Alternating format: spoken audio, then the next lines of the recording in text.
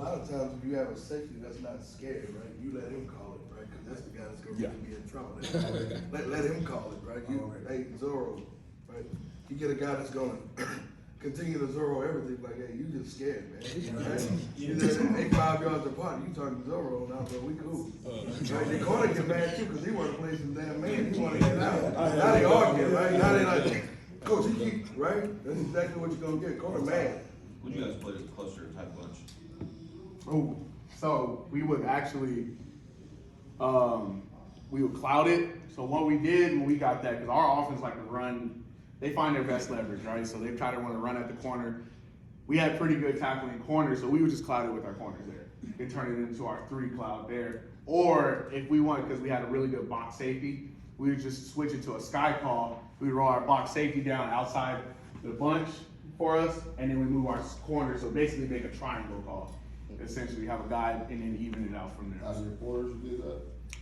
With our type, if we got tight bunch, we would make our sky. Yeah. You guys come around like a box or a zone? Yes, we did. Against like a wide bunch, we did box it. We had a box and a zone call. It depends because, again, quarters has a lot of different variations to it.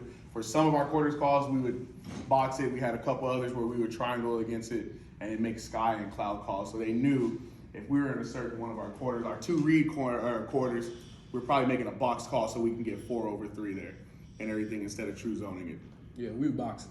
We box it. So corner up top, outside, first outside vertical, safety first inside vertical, have somebody on the point, then that linebacker, that middle line, that outside line, sorry, that middle linebacker will go ahead. Yep, correct. When you get the Yep. cross block on the, you get duo with the cross block, or you insert the corner, or you cross face with the. So corner has to come in place. Like that's your man, he triggers go. What about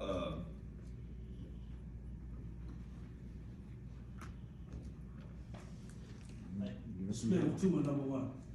All right, two tight to the core, and 1. I mean, it's crazy, but shit, say He's wide out. What y'all do? Y'all check? Talking about it. So 2 was attached to the core here, I ain't even tell you, or he's tight to the core here. Yeah. So we would just make a solo call. Hey, corner, you're by yourself. Stay with him all the way through, right? And then it never changed for the safety. My rules are my rules. I still have all of 2 vertical, but if this guy's tight to the core, what you expect is, hey, I'm getting underneath right now by this guy. So that's pre-snap communicated with the underneath dropper. So if he's tight to the core here, I'm thinking he's going underneath. So now I know he go underneath right now. I'm gonna go help you double here because they're trying to create more space out here. Because our overhangs are taught, you're the first to flat guy. Now if he's super tight to the core, we're probably gonna line this guy outside shade of him. And more head up, tied up, outside shade of him. So he's first to the flat, he gets run pass read. Number 2 ends up diving to the flat. He should be running right there with him on his back hip. I just want to make sure I ain't tripping. Hey man, you know football. Go ahead, coach. Your opinions on press bail. I worked for a coach before, and like he was completely against it. And then I worked for a coach, and he said it was really effective. So did you do it this past season? I did, but honestly, bro, like, I'm not gonna lie. You need to have kids who can do that stuff, bro. You need to have kids who can do that. I had a 6'3". He looked pretty, man. He looked pretty. He had a 6'3", 197 kid from Brockton, Massachusetts. He looks the part, but the kid was stuck in mud every time. So again, what did we have to do? We would walk them out pre-snap. They would creep out pre-snap. They'd line up closed. Walk them out pre-snap. That right there helped them. So then what I ended up doing was I had I called it a tick mark drill. 3 tick marks, right? So we'd start off practice. You want 3 tick marks? You here? Coming back out. And getting them to focus on the steps. I make them count the steps as they came out the brace. So they're here, crossover, 1, 2, out. They would count it. Because I told them, in order to be efficient, you got to understand how many steps you're taking, bro. Because what would happen with that kid particularly was, he'd be here, 1, 2, 3, bro, we're done. So I believe in it, but you gotta have kids who can do it. And I didn't have kids who could consistently do it, so we would just walk them out. So two. A lot of kids, when you're teaching kids bell, a lot of the kids are running with their shoulders away. Wait. Yeah. They gotta understand that when I'm in my bell, my near shoulder to the receiver has to be down. Chin down, I'm coming in and out of my break. Teaching bell is not hard, it's just the point of you gotta understand, they gotta understand their limits. I can't be tighten fucking press, and then go up there and say I'm a bail. I give myself a yard to 2 yards to give myself a bail technique, right? But it's also, you gotta be self-conscious about it because you're telling me to bail and you're telling me to be a yard and a half, 2.5 yards off from bail, and then that's the only time I'm that far off. Yeah. So I gotta make everything look the same. And if you're walking out, I know you're in zone coverage. I know you're either in cover 2 or you're bailing. That's just what it is. So it's just like, you gotta be conscious and when you're teaching bail technique and everything else, when I'm able to do it, when I'm able to go out and go have this bail technique and be able to do it in certain stands, or if it's 3rd and fucking 17, yes, go fucking bail. I'm gonna show you press. The only thing you're probably gonna do is run a fucking dig route, bang 8, fucking deep comeback curls, double moves, or something like that. So that's the only thing you're gonna fucking get on 3rd and 17. So it's just like understanding when you can do it. And I think when you're teaching, it's the fundamental part of it. It's not, I don't need to turn my shoulders this way. I want my shoulders to be square. I want to be able to run sideways as efficient as possible, but also keep my shoulders down if I can come out. Because a lot of guys, and teaching young kids these days, they do this. And when they're doing this, you're getting 4 or 5 steps. So now when you're getting the 4 or 5 steps, they're not breaking on the ball. It becomes a catch, it becomes a breakup, it doesn't become a pass breakup or an interception. So it's like, you gotta get them underneath the chutes when they're bailing. You can't fuel it out in the field. That's the honest with you. Put their ass underneath the chutes, make them bail underneath the chutes, make them come back out of the chutes, because now it's teaching them to keep their levels down, the shoulders down, and it makes them come out of their breaks a whole lot better. What's up? Yeah, definitely. Back to the scheme side of things, Coach, what did you guys do out of your live quarters calls versus 3x1 tight end surface and 3x1 open? So personally for us, 3x1, first off, what we'll do is that we'll go ahead and get our weak side safety to still 3. Okay? Middle linebacker will go ahead and be the low hole player of 3, right? He will kind of pretty much carry through all the way to the safety. Essentially our play side safety, not play side, but free safety will go ahead and just lock to play our regular quarters rules.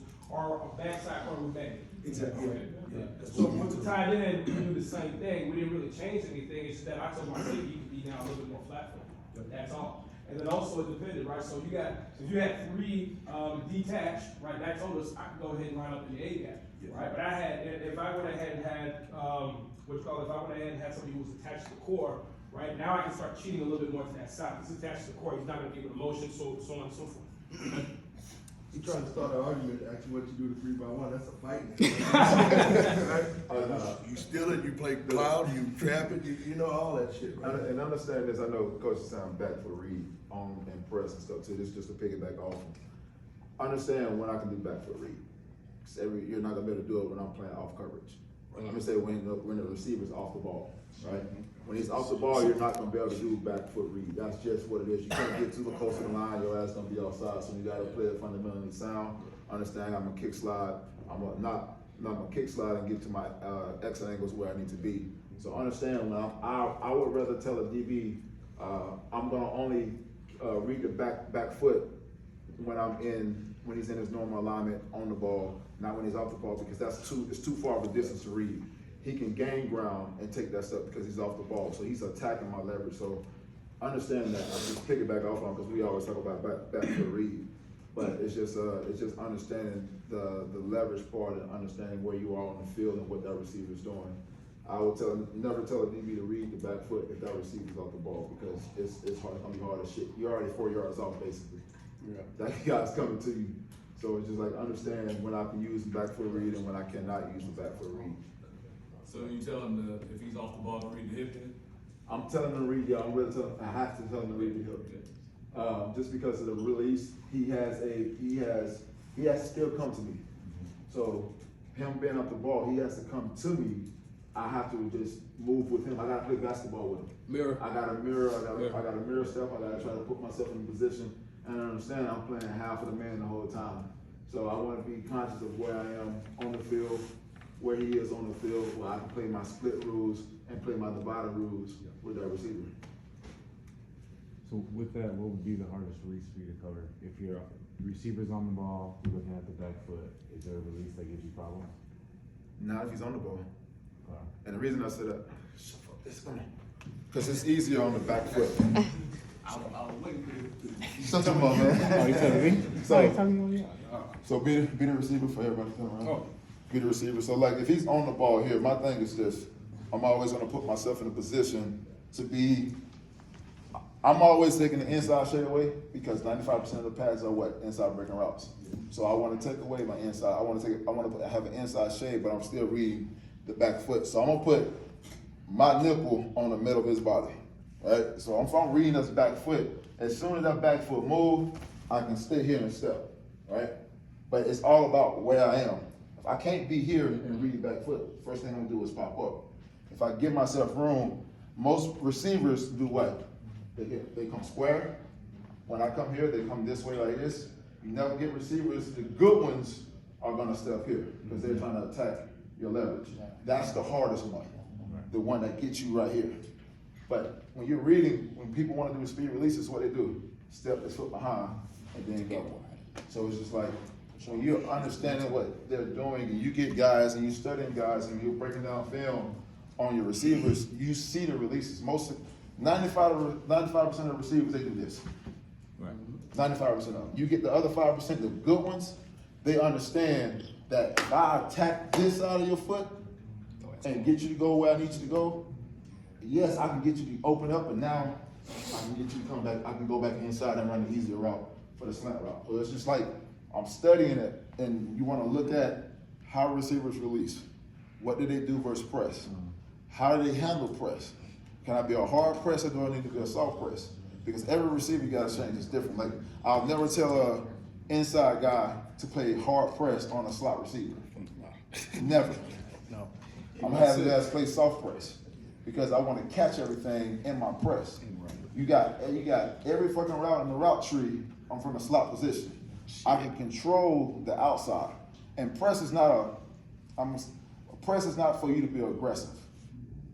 If you're teaching the guy to be aggressive and press, I'm sorry. I don't give a fuck if you don't like it or not, you're teaching it wrong. Your job is to control the receiver. It's not to beat his ass up like you're in a damn boxing match. It's to control. I want to control the route. I don't know where he's going. I want to control the route. I want to control the receiver. I want to be able to get my hands on. If I'm able to get my hands on, I want to be able to steer. If I can steer the receiver, I can take him wherever I want to go. And I know a lot of people, when we were talking about this yesterday, a lot of people don't like same foot, same hand. I do. And the reason I do is because I'm not leaving my hand up. It's a jab. So if I can jab you, I'm getting myself, my jab is getting myself in better position. That's all my jab is doing, is putting myself in better position. And what I mean by that is, it's like receiver release, if I'm going same foot, I'm just going here. I need to get myself in position and be in the right place. So now I can get, if I decide to use my offhand to go outside, I can go here, here, and now I can steer. And Hands and feet. please don't teach your DBs to press like this. Thumb up, bro. Put your thumb up, because with your thumb up, what you can do? Grab. And that's what the breastplate is for. That's why his shoulder pad is there. I can hit, grab, and steer. As long as I'm moving my feet, the ref can never call damn holding. It's his cheat method. That's basically what I'm trying to do. I'm trying to make you here, extend, grab this hand, and I can just take you where you want to go. It's like driving a goddamn car. What up, Coach? Coach, while you up, man, drills for the reading that back foot release. What's that? I said, any drills for reading that back foot release? Honestly, there's no drill for it. I'm gonna be honest with you. It's being able to just read and react. There's no true drill for it. It's a read and react. And I'm playing basketball because we had this conversation and we talked about it yesterday. It's more so, like I say, press is basketball and boxing at the same time. I'm gonna kick your ass with my feet and I'm gonna use my hands as tools. My hands, if you're trying to tell DBs, hands, that's not the right way. I need to cover you with my feet first. If I can cover you with my feet first, my hands become my hands become my tools, my extra tools that I can use. Now I can extend it, and not only can I extend it, but now if I widen you about 3 yards on your release, and I get my hands on, I added just 2 more yards to that release. Now you're 2 or 3 yards outside that red line of what he was talking about earlier, and now I'm fully in control of the whole entire route. You can't run another route outside the red line. The quarterback has no room to throw the ball. Even if you try to throw box shoulder from chest to chest, more likely gonna be picked off.